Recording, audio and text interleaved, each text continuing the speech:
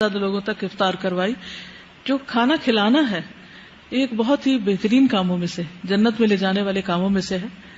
سعودی عرب میں کھلانے کے میں نے وہ مناظر دیکھے ہیں جو دنیا میں کہیں بھی نہیں دیکھے. الحمدللہ ہم نے پہلی رمضان کو عمرہ کیا اور اتفاق سے جب پہنچے تو تھوڑی دیر کے بعد ہم طواف کے لیے گئے تو مغرب کی اذان ہمیں مطاف میں ہو گئی. اچھا، مطاف میں کچھ لوگ صرف پانی، کھجور، قہوہ لے کر کھڑے تھے اور جب ہم چکر ادھر سے گزرتے تو وہ زبردستی ہمیں کھجور دیتے، ادھر سے گزرتے زبردستی، ہر ایک صرف دینے نہیں زبردستی دینے کو تیار ہے کہ بس لے لیں ہم سے.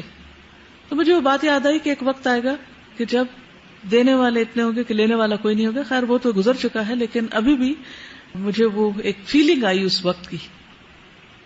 پھر اس کے بعد یہ ہے کہ جیسے اعتکاف وغیرہ ہوتا ہے مسجد نبوی میں، خواتین کافی ہوتی ہیں، مکہ میں بھی ہوتی ہیں. میں نے خود تو اعتکاف نہیں کیا لیکن میری چھوٹی بہن نے کیا، تو انہوں نے مجھے خاص طور پر فون کر کے بتایا کہ یہاں پر جتنے لوگ میں نے دیکھے ہیں وہ صرف اپنا کھانا نہیں لے کر آتے، وہ زیادہ کھانا لے کر آتے ہیں اور وہ یہ سمجھتے ہیں کہ ان کے کھانے میں دوسروں کا حق ہے اور وہ زبردستی دیتے ہیں کہ آپ بھی کھائیں، آپ بھی کھائیں، آپ بھی کھائیں. کچھ لوگ باقاعدہ تھرمس بھر بھر کے قہوہ وغیرہ کی لے کے جاتے ہیں کیونکہ کچھ لوگ ساری رات جگہ کے لیے انہی صفوں میں بیٹھے رہتے ہیں اور نماز کا انتظار کرنے والوں کی تو کیا ہی شان اور کیا ہی درجے ہیں. تو ان کو لوگ وہیں جا جا کے ان کی جگہوں پر دیتے ہیں اور لاکھوں لوگوں کے دسترخوان لگتے ہیں اور ہر کوئی دے رہا ہے، بانٹ رہا ہے، کوئی ایک چیز لے کے آ رہا ہے، کوئی دوسری چیز. اس دوران ہماری ملاقات ہوئی ایک خاتون سے.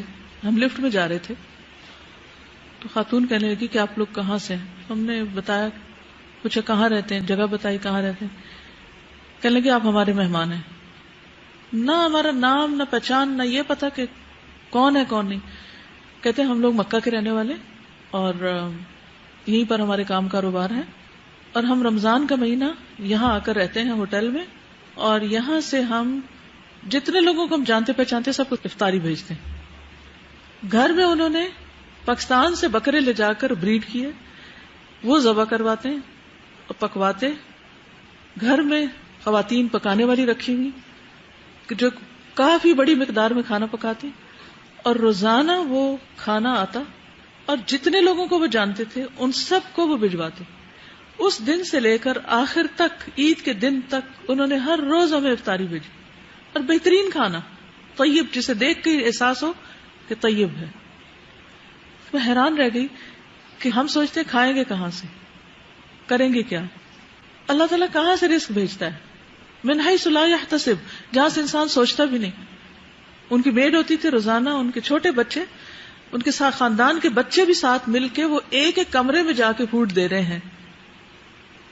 اب آپ سوچئے کہ ہم لوگ جب افطار کر لیتے ہیں اس کے بعد ہمارا کیا دل ہوتا ہے، کیا مل جائے، پانی مل جائے، کھانا مل جائے. اور اگر اس وقت کوئی کہے اٹھو ذرا میرے لیے فلاں کام کر لو تو کیا حالت ہوتی ہے.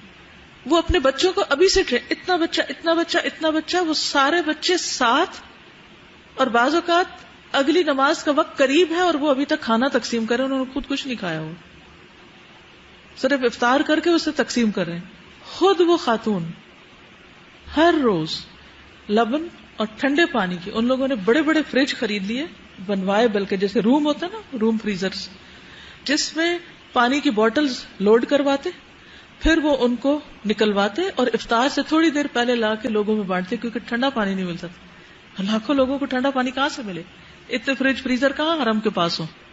تو سارے دن دھوپ میں اور پیاس میں اور عمرہ اور طواف کرتے ہوئے پیاسے لوگ ان کو وہ ٹھنڈی بوتلیں دیتے اور جب کسی کو بوتل ملتی تو یوں لگا رہے ہوتے تھے اپنی گرمی بجھانے کے لیے. اتنے خوش ہوتے. وہ کہتے ہیں کہ اللہ نے ہمیں بہت دیا تھا اور ہم لوگ بہت دنیا میں کھوئے ہوئے تھے. تو میرا ایک بھائی تھا، وہ ایک دن ہمارے پاس آیا، کہنے کہ تم لوگ ہر وقت کھانا پینا، اپنی پارٹی اور پہننا اور اسی میں لگے ہوئے ہو، اللہ کو حساب نہیں دینا. اٹھو اور لوگوں کی خدمت کرو. تمہیں اللہ نے مکہ میں جگہ دی ہے، تمہیں اللہ نے مکہ میں رزق دیا، بابرکت رزق دیا ہے، تم اللہ کے مہمانوں کی خدمت نہیں کرو گے. کہتی اس کی بات ایسی تھی کہ اس دن سے ہم اپنے آپ کو بھول گئے اور ہم مسلسل یہ کام کرتے ہیں. پھر آپ دیکھیے کہ جائے نمازیں بانٹ رہے، کہاں بانٹ رہے ہیں؟ ایسے لوگوں کو جا کے دیکھتے تھے کہ اچھا یہاں یہ نیچے بیٹھے ہوئے فرش پر، ان کے پاس جائے نماز نہیں ہے، اور آپ کو پتا پتھر پہ 20 رکعتیں پڑھنا اور پھر قیام کرنا اور لمبے طویل سجدے کرنا، جن لوگوں کو عادت نہ ہو، یا تو نماز پڑھنے کی نہیں عادت یا پھر میٹ کے بغیر پڑھنے کی عادت نہیں، ان کے لیے تو بہت مشکل ہے. تو وہ ڈھونڈ ڈھونڈ کے ایسے لوگوں کو جا کے جائے نمازیں دے کر آتے. پھر ان کی پرفیوم کی دکان تھی تو چھوٹی چھوٹی شیشوں میں پرفیوم بانٹ رہے ہیں. پھر اسی طرح کہتی ہے کہ میں مطاف کے ایک حصے میں جاتی تھی اور مجھے پولیس بہت ڈانٹتی تھی کہ یہاں سے نکل جاؤ، کیونکہ ایک دفعہ کسی نے کھانے میں کوئی ٹھیک چیز نہیں تھی تو وہ پھر بین ہو گیا کھانا. اب وہ جب کہتی ہے کہ میں نے اس دن کہا اچھا میں دوسری جگہ، یہ لوگ سامنے ہی بیٹھے ہیں، میں ادھر ہی دے دیتی ہوں. کہتی وہ رات کو سوئی تو مجھے خواب آیا کہ مچھلیاں تو وہاں بھوکی تھیں اور تم نے کھانا کہیں اور ڈال دیا. کہتی میں ایک دم چونک اٹھی. میں نے کہا چاہے مجھے کتنی بھی مشکل ہو، چاہے کوئی کچھ بھی ہو، میں وہیں جا کے کھانا بانٹوں گی. اور پورا رمضان وہ کھانا بانٹتی نہیں، کھانا، پانی، افطاری، سحری، یو نیم اٹ، اور ایسی بے شمار مثالیں. تو میں یہ سوچتی ہوں اس کو کھلانا تو آسان ہوتا ہے کہ جس سے ہمیں شکریہ کے کچھ بول مل جاتے، اس کو کھلانا کہ جس سے ہمیں واپس کچھ بھی نہ ملے اور ہم جانتے بھی نہ ہو. اور اس تقسیم کے بغیر کوئی کالا ہے، گورا ہے، عربی ہے، اجمی ہے، غریب ہے، امیر ہے، کوئی بھی ہے، سب فائدہ اٹھاؤ. تو یہ وہی کر سکتا نا جس کے دل میں اللہ نے ڈالا اور جو اس چیز کی اہمیت کو سمجھتا ہو. السلام علیکم. صرف میں ایڈ یہ کرنا چاہ رہی تھی جو کھانے کا آپ بتا رہی تھی. اس سال ہم بھی وہاں پہ تھے تو مدینہ میں تو یہ ہے کہ پکڑ پکڑ کے لڑ کے لے جاتے نا کہ ہمارے ساتھ ہی افطار کرے. تو 3 دن ہی میں صرف تھی، تو جب گئی تو بچیاں تھیں نا کہ ہمارے ساتھ آئے ہمارے ساتھ آئے. تو خیر میں ایک جگہ گئی تو وہاں جا کے جب بیٹھی تو باتیں کر رہے تھے، عربی میں ساری باتیں کرتی، بچیاں بھی اور ماں کے ساتھ. تو انہوں نے کہا کہ اب آج سے آپ سارے رمضان ہمارے ساتھ افطار کریں. میں نے کہا کہ ہم تو 3 دن صرف ہیں. خیر باتیں تھوڑے سے تو وہ پاکستانی نکلی، حالانکہ دیکھ کے عربی لگ رہی. تو تھوڑے سے بات کر کے پھر میں نے ایسے ہی پوچھا نا کہ کیونکہ جس طرح سے وہ لوگ بانٹ رہی تھی بچیاں اور سارے، تو مجھے ایسا لگا کہ کتنے یہ لوگ فراغ دل ہیں اور پتہ نہیں کتنے پیسے والے ہوں گے، کیونکہ یہاں والے سبھی ہم سمجھتے پیسے والے ہیں. تو ایسے ہی میں نے پوچھا کہ آپ کے میاں کیا کرتے، بزنس ہے یہاں پہ؟ تو آرام سے انہوں نے کہا کہ نہیں وہ سیکیورٹی گارڈ ہے. سبحان اللہ. تو جب میں چپ ہو گئی نا تو کہتی میرا بیٹا بھی ایک ہے، وہ ڈرائیور ہے. اور ان کو سمجھ میں آیا کہ میں ذرا سا حیران پریشان ہوئی تو کہنے لگی کہ اللہ نے بڑا برکت دیا.